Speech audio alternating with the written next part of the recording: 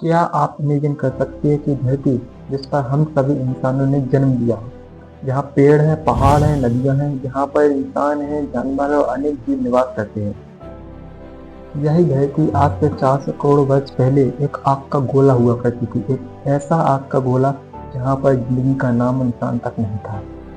आखिर में सवाल उठता है, यह आग का गोला आज की हरी भरी जल थल की पृथ्वी में कैसे बदला। Welcome to my champion.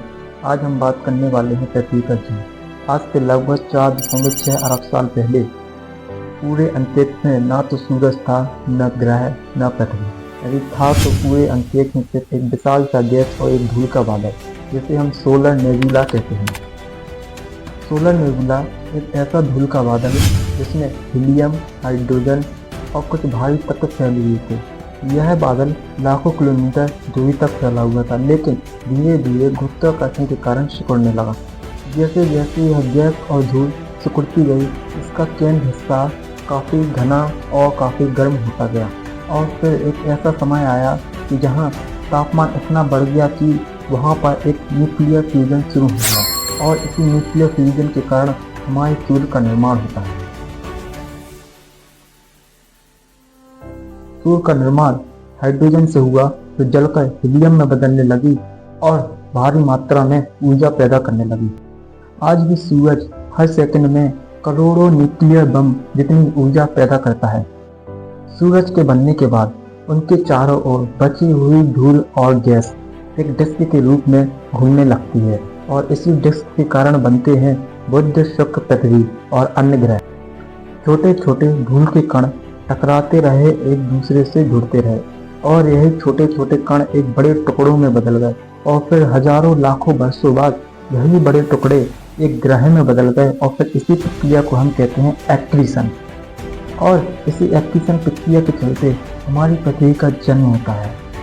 शुरुआती तौर पर हमारी पृथ्वी एक आग का गोला हुआ करती थी, जिस पर ज्वालामुखी फटते रहते थे, चारों तरफ लावा हुआ करता था, और लगातार उल्का पिंडों की बारिश और भयानक विस्फोट हुआ करते थे। उस समय पृथ्वी पर न हवा थी, न पानी और न ही जीवन।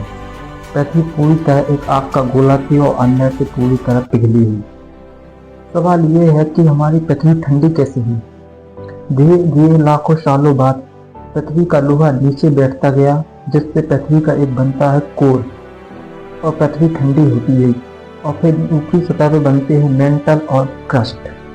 लगातार ज्वालामुखी फटते गए, उनमें से गैसें निकलती गईं, और पृथ्वी का वातावरण धीरे धीरे ठंडा होता गया। लेकिन बड़ा सवाल यहाँ उठता है कि पृथ्वी पर पानी कहाँ से आया। साइंटिस्ट का मानना है कि यहाँ ज्वालामुखी से निकली हुई जलवाष्प के कारण और अंतरिक्ष में टकराए हुए क्षुद्र ग्रह और धूमकेतु के कारण यहाँ की गैसें जलवाष्प के रूप में बदल गईं। यही जलवाष्प बादलों में बदली, और यहाँ तक लाखों वर्षों तक लगातार वर्षा। पृथ्वी पर जीवन आज से 4 अरब साल पहले पानी, ऊर्जा और रसायन के मेल से सबसे पहले एक कोशिकीय जीव का निर्माण होता है। फिर आते हैं बैक्टीरिया, जो O2 बनाना शुरू कर देते हैं। O2 बनने के बाद आते हैं पेड़ पौधे, जानवर, और फिर आता है इंसान का जीवन। तो दोस्तों, पृथ्वी का जन्म कोई एक दिन की घटना नहीं, बल्कि ये 4.6 अरब साल की एक लंबी कहानी है। और यही लंबी कहानी हमें सिखाती है कि हम ब्रह्मांड में कितना छोटा हिस्सा है, लेकिन हमारी जिम्मेदारियां बहुत बड़ी हैं। अगर वीडियो हेल्पफुल लगी है तो लाइक, शेयर, सब्सक्राइब करना ना भूलें। मिलते हैं अगली वीडियो में। धन्यवाद।